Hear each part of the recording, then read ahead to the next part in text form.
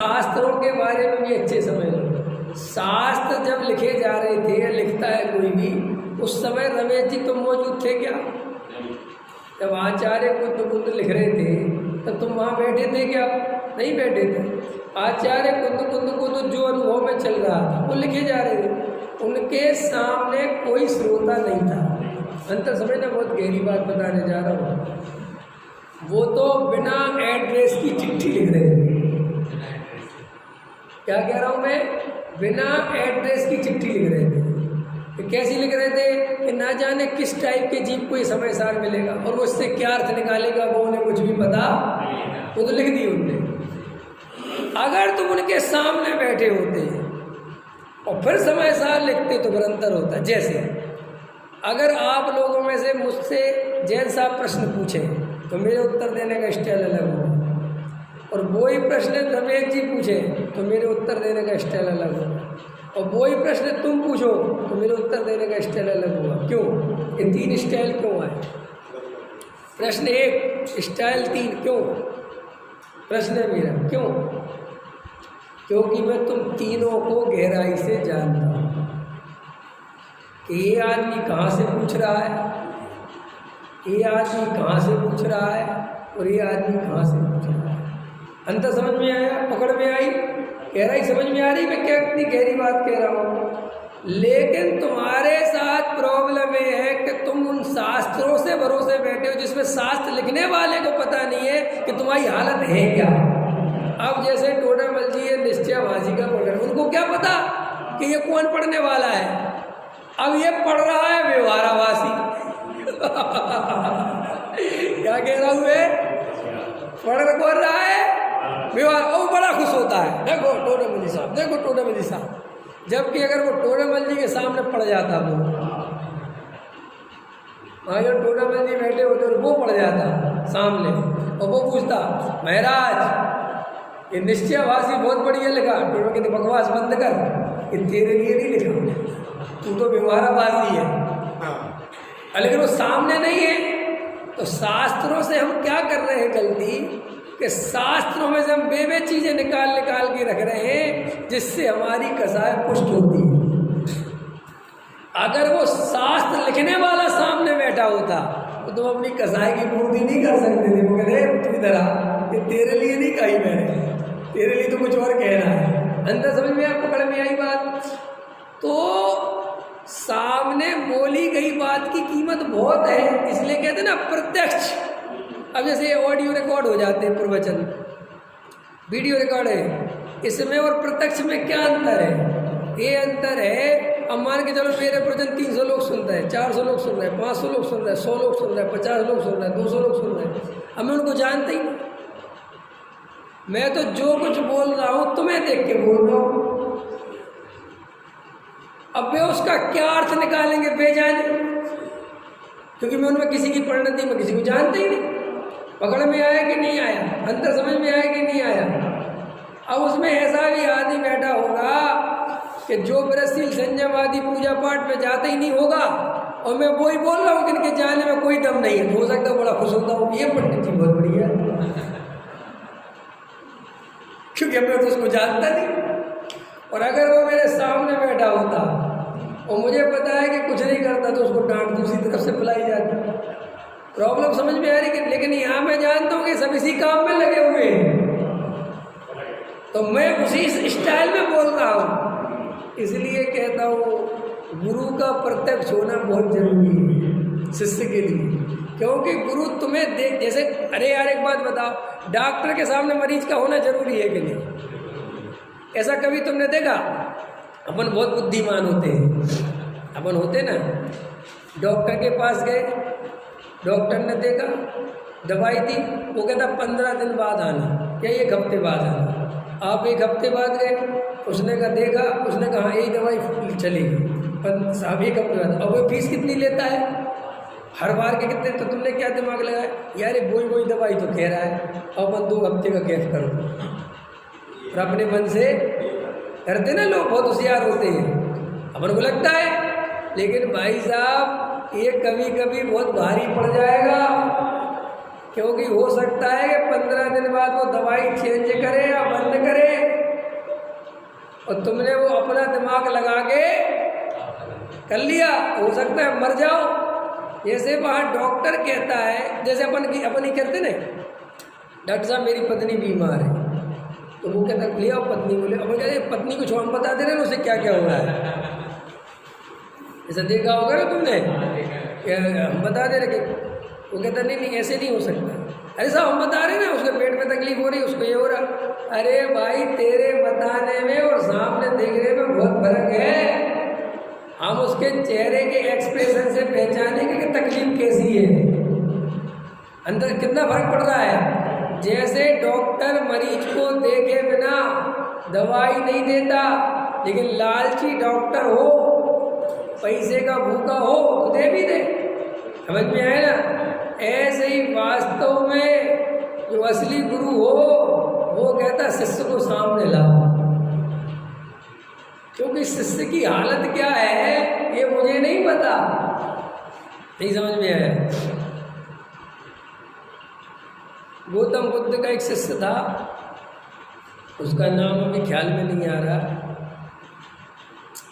तो वो जब बहुत समय रहा और बहुत अपनी, समझ लो एक प्रकार से अपनी भाषा में कह के उसने आत्मा को साध लिया, ज्ञान की प्राप्ति हो गई, तो उसने अपने गुरु से कहा कि मैं अब यहाँ से जाना चाहता हूँ और आपका जो संदेश है, जो आत्मज्ञान की बात है, ये अब जगत में पहुँचाना चाहता हूँ। तो उन्होंने कहा ठीक है, बहुत अच्छी बात है, कहाँ जाना चाहते हैं? एक बिहार में एक गांव था, उस गांव का नाम सूखा है, कुछ ऐसा गांव का नाम। तो बोले वहाँ जाना चाहता हूँ। हाँ सूखा गांव में। तो बोले किसी बातें करते हो? वहाँ तो आज तक कोई नहीं गया, मैंने एक भी अपने साधु को वहाँ नहीं भेजा, क्योंकि उस गांव के लोग बहुत ज़्यादा दुष्ट हैं और वे साधु को देख के ही बिल्कुल बहुत दुर्व्यवहार करते हैं। और तुम उस गांव नहीं जाना, किसी और गांव जाना। तो वो कहता है फिर तो उसी गांव में जाना है। इसका मतलब वहाँ के लोग बहुत ज़्यादा अज्ञानता में जीते हैं। अरे बोले तुम्हें समझाया? बोले नहीं समझा। तो बोले 3 बातों के जवाब दो, फिर वो डिसाइड करेंगे। बोले उस गांव में जब तुम जाओगे और वो लोग तुम्हें जब उल्टी सीधी बहुत गंदी गंदी गालियां देंगे, तब तुम कैसा अनुभव करोगे? तो बोले उसमें क्या है, आप एक प्रश्न पूछते हैं, उसमें मैं ये अनुभव करूँगा कि गालियाँ ही तो देते हैं, मारते तो नहीं। ख्याल में है ना?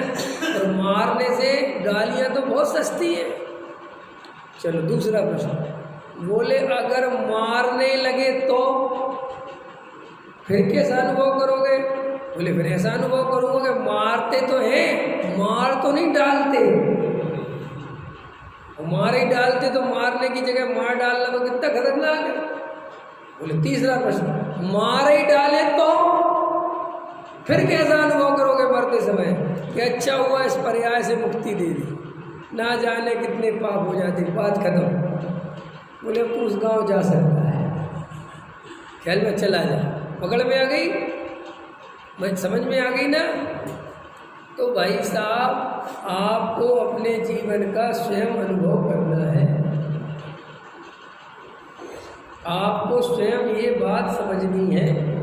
देखो भाई, शास्त्रों में जो बातें लिखी हैं वो बातें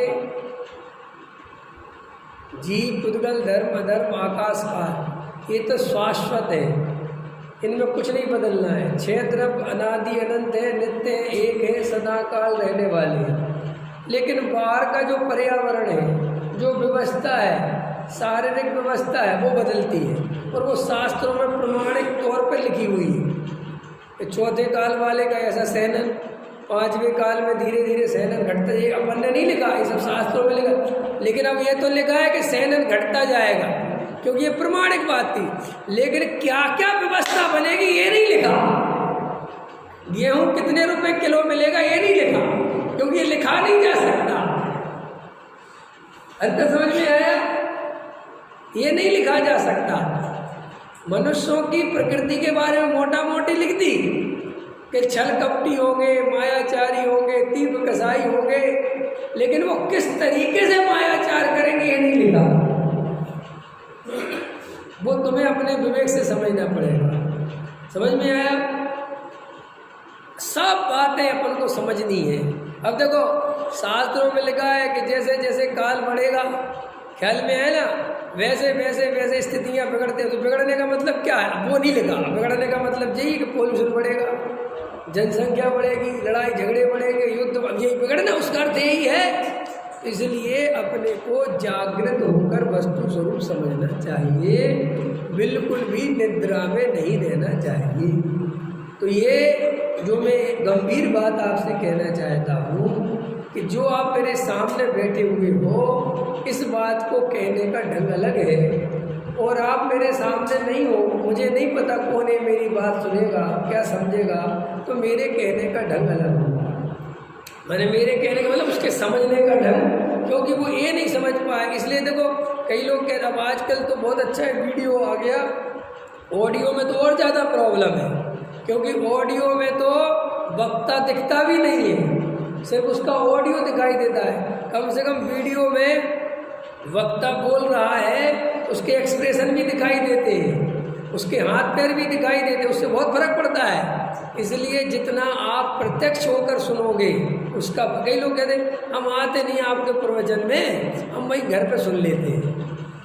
आपको नहीं पता, इसका बहुत अंतर पड़ेगा, और पड़ता ही पड़ता है। जो सामने बैठ के सुनता है उसकी बात ही अलग है। और दूसरा फर्क, सामने बैठ के सुनते हो, सुनते सुनते मन में कोई प्रश्न आ गया वो तुरंत पूछ सकते हो। अब वहाँ वीडियो में आया और वो वीडियो मैंने कब बोली थी, उन्होंने प्रश्न पूछा आज, अब उस समय मेरी धारा चल रही थी क्या, अब आज चल रही है धारा क्या, अब आज उत्तर दूंगा क्या, और उसी टाइम उत्तर देता क्या, अंतर होगा कि नहीं होगा? कोई मैं मशीन तो हूँ नहीं कि रटे रटाए उत्तर भरे पड़े हुए कि जो नंबर दबाओगे वही गाना बज जाएगा। यहाँ तो आज धारा कुछ और है, कल धारा कुछ और है। आज कह रहा हूँ कि ध्यान करो और कल कहूँगा ध्यान मत करो, अब क्या करूँ? आज कह रहा हूँ कि गहरा तत्वाभ्यास करूँगा, कल कहूँगा नहीं तत्वाभ्यास बहुत हो गया, ध्यान करो। बोलो क्या करोगे? आज कह रहा हूँ वृष्टि संयम आदि में कुछ नहीं, कल कहूँगा करो, जरूरी है। क्यों? समय की बात है कि कल तो मैं देखूँगा तुम्हारी स्थिति दूसरी है तो दवाई दूसरी दी जाएगी। डॉक्टर सदाकाल दवाई एक सी दे तो वो डॉक्टर कैसा? डॉक्टर में कुछ है ही नहीं वास्तव में। कीमत तो मरीज की है। कीमत मरीज की क्यों है? कि जैसा मरीज वैसी दवाई।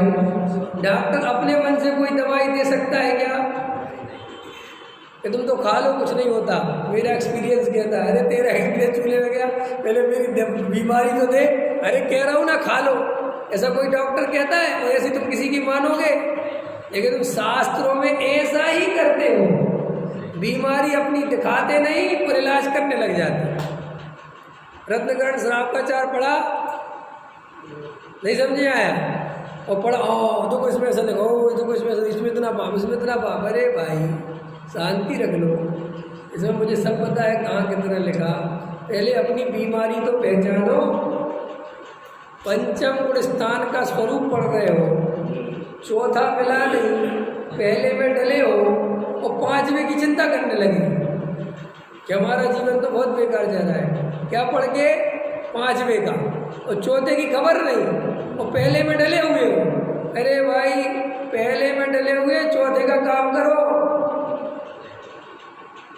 कि नहीं साहब पांचवा पढ़ना कि नहीं पढ़ना? अरे हम कम मना कर रहे पढ़ना कि नहीं पढ़ना, लेकिन जब चौथे का काम डला हुआ है तो पांचवें का पढ़ने में फायदा क्या है?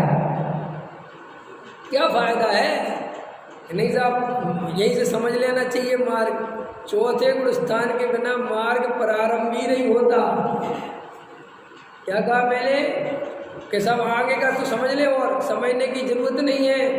जिस दिन सम्यक दर्शन होगा आगे का मार्ग पढ़ने की जरूरत नहीं पड़ती, आगे का मार्ग अपने आप दिखता है। सुनो सुनो, पहले से चौथे में जाना ही पुरुषार्थ है, काम का माने मेहनत का है। चौथे से पांचवा छठवां शास्त्रों से पढ़ के नहीं जाना है, चौथे तक शास्त्र की जरूरत है। क्या कहा मैंने? पहले से चौथे तक पहुंचने के लिए शास्त्र की जरूरत इसलिए कि स्वरूप क्या है वो उससे समझना है।